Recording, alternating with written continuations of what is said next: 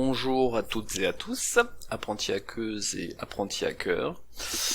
Alors, aujourd'hui, on va s'attaquer à la machine Explore, qui est retired depuis peu. Et pourquoi celle-ci? Parce que on attaque pas souvent sur des machines out the box des smartphones. Alors que, évidemment, des smartphones c'est comme des machines, des laptops comme des PC, donc il y a des attaques qui marchent dessus, notamment une qui a beaucoup fait parler d'elle récemment, Pegasus. Mais là, ça va pas être celle-ci, et donc on va voir que en cible c'est un smartphone. Du coup, comme d'hab, j'ai fait le scan and map en amont pour gagner du temps, et on voit que effectivement c'est pas les ports habituels qui sont ouverts.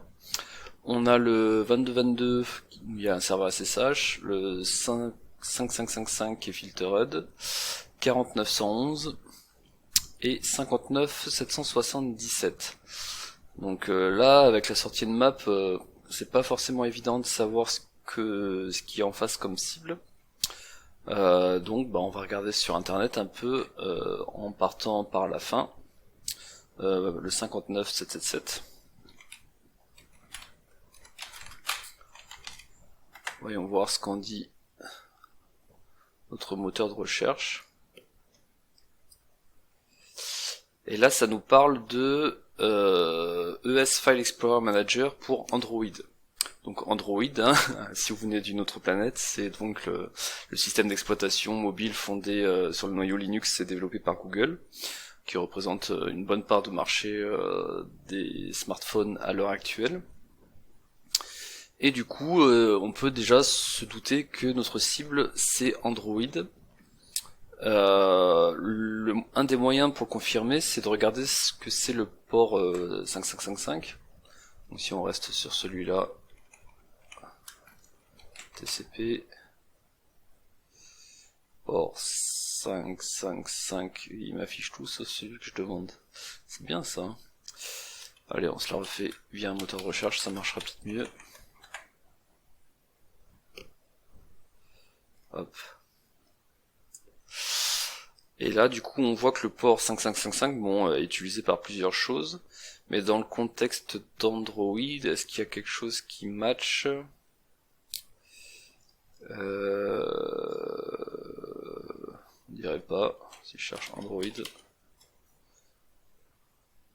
Ah si. Là, on parle d'une Smartbox TV Box, et on parle de Android Debug Bridge sur le port 5555. Donc si la cible est bien un Android, et ça le sera si on a déjà fini la machine, on le sait, ça laisserait penser que le port 5555 est donc le port pour ADB, donc ADB pour Android, ce qu'on a vu là, Debug Bridge.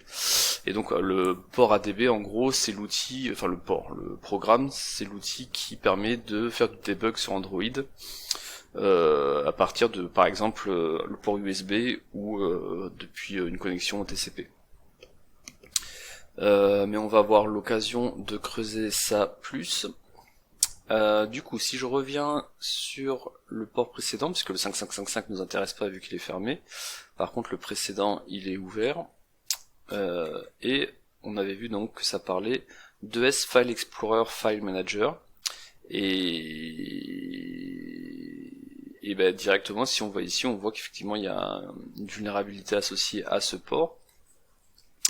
Et si on va sur l'article que je vous mets de ce pas, qui est un article de la hackeuse qui illustre cette vidéo, la miniature est une photo de Catherine Chapman qui a écrit cet article. Et donc ça détaille la vulnérabilité en question qu'on va utiliser de ce pas. Alors, allons-y, ça tombe bien en plus, je crois qu'au moment où j'avais fait la machine, il n'y avait pas encore de module Metasploit, mais maintenant il y en a un. Donc on va pas se priver de l'utiliser. Alors, c'est parti. Donc je lance Metasploit.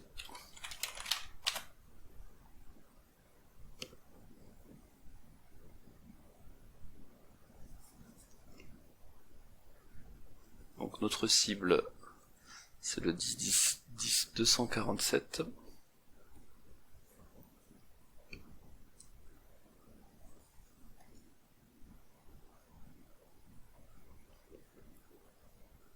Allez, j'aurais dû le lancer avant la vidéo, tellement c'est lent pour lancer Metasploit. Alors ici je fais search, donc le fameux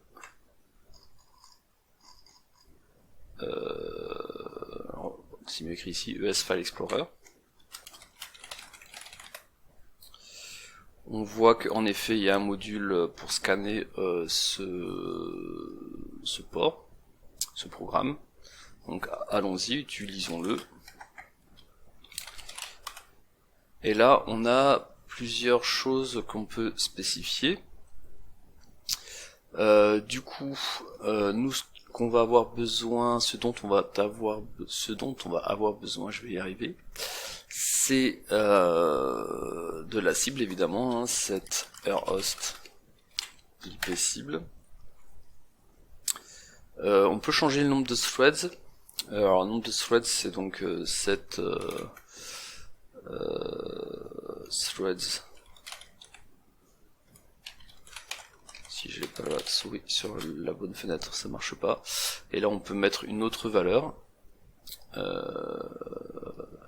Donc là par exemple il en met une. On peut mettre soyons fous, mettons-en 3. Le mec super ambitieux. Et du coup donc un thread qu'est-ce que c'est? Il y a plein de noms qui veulent dire la même chose en français pour parler de ça. Les plus connus c'est fil d'exécution ou tâche, mais en gros c'est une séquence d'instructions qui peut s'exécuter les unes parallèles aux autres. Donc thread ça veut dire qu'en parallèle on va lancer le scan sur dans plusieurs fils d'exécution. Et ensuite qu'est-ce qu'on peut mettre? Bah là je crois qu'on est bon, hein. Je crois qu'on est bon, alors allons-y, on verra bien de toute façon ce que ça dit. Cool, donc il répond qu'en face il a une VMware Virtual Platform sur ce port 59777. Ok, cool, donc creusons un peu plus et utilisons le show actions. Alors actions sur Metasploit c'est les actions possibles, tout simplement, le même mot en français. Et là on voit que du coup quand on utilise ce module on a plein d'actions possibles à effectuer avec ce module. Donc là on peut les faire une par une, mais celle qui est intéressante pour hacker cette machine, enfin ce smartphone, c'est la liste PIC, liste PIX, qui comme son nom l'indique, hein, c'est pour lister toutes les images. Du coup, allons-y, faisons set action list PIX et on fait exploit derrière. Et donc il nous liste les photos accessibles à travers ce ES File Explorer. Et là évidemment il y en a une qui saute aux yeux, c'est la creds.jpg, où ça pourrait être par exemple des credentials. Donc du coup ce coup-ci je vais utiliser le getFile, donc set action getFile. Et au niveau de l'action item, donc ici si l'action en a besoin il faut le renseigner, c'est le cas pour le getFile, il faut bien lui dire quel fichier récupérer. Donc je fais set action item et je lui mets le nom de fichier, ici ça va être creds. J'exploit, et du coup il nous récupère le fichier et il nous met dans le loot de Kali de Metasploit. Alors je sais pas s'il y a EOG installé là-dessus, voyons voir. Non. Je sais pas ce qu'on a comme lecteur photo, c'est pas grave, je vais passer par l'autre pour vous afficher la photo. Du coup je vais la copier, je reviens ici, je vais faire un move de l'image pour la mettre dans le répertoire courant. Et je l'ouvre et on voit que ça nous affiche le mot de passe, enfin en tout cas ce qui a l'air d'être un login et un mot de passe. Un mot de passe bien hardcore à taper. Donc évidemment, vu que le SSH est ouvert, on a envie d'essayer ce login mot de passe sur le SSH pour voir si ça passerait pas. Donc je le fais en haut à droite, SSH Christy at la cible 10.10.10.247 et le port 22.22. Ça demande le mot de passe que je vais pas taper à la main vu qu'il est bien chiant. Je vais faire un copier-coller de ce long mot de passe qu'on a trouvé sur l'image et ça passe. On est connecté en SSH sur le smartphone Android. Donc chouette, on peut voir qu'on tourne avec l'utilisateur U0A76 et on est par exemple dans les groupes suivants. Top. Donc prochaine étape, est-ce qu'on pourrait pas accéder au flag? Donc allons voir. Alors l'idée c'est de faire une recherche sinon sur le user.txt si on ne sait pas où il est. Et si vous faites ça, vous allez voir que le flag se trouve dans ce répertoire. Je vais l'afficher direct. Voilà, donc on a le flag utilisateur. Première étape de cette machine réalisée avec succès. Prochaine étape, obtenir le flag root. Alors le flag root, on va utiliser le port 555 qu'on avait vu filtered. Donc si j'affiche les ports en écoute, on voit qu'en effet le 5555 est bien en écoute, mais le pare-feu bloque depuis l'extérieur. Donc pas de souci, on l'a déjà fait plein de fois dans d'autres vidéos. On va faire un tunnel SSH pour accéder à travers le SSH au port 5555 sur la cible. Donc ça fait SSH-L 5555. Je vais rediriger le port 5555 du localhost vers le port 5555 de notre cible sur laquelle on se connecte avec Christy. Hop. Donc ça nous redemande le mot de passe trop chiant à taper. Voilà, et maintenant qu'on a fait ça, on va pouvoir essayer de se connecter avec ADB, donc le fameux Android Data Bridge, un truc comme ça, Debug Bridge, Android Debug Bridge. Donc pour cela, on a le client ADB qui s'appelle pareil. Donc si je fais adb-help, on voit que en effet il est installé sur cette Kali et que c'est la version celle-ci, Android Debug Bridge version. Ok, donc essayons de se connecter sur notre port localhost avec ADB Connect 127.0.0.1 5555 qui redirige donc sur le 5555 de la machine en face. Et ça a l'air de passer, on est connecté. Si on fait ADB device pour lister les machines avec lesquelles on est connecté, on voit bien le port 5555 du localhost. Donc il ne nous reste plus que à ouvrir un shell sur ce device, sur cette machine quoi. Donc je fais adb-s 127.0.0.1 2.5555 shell et on a un shell sur donc ce qu'on avait déjà via SSH mais là ce coup-ci on passe par le debug bridge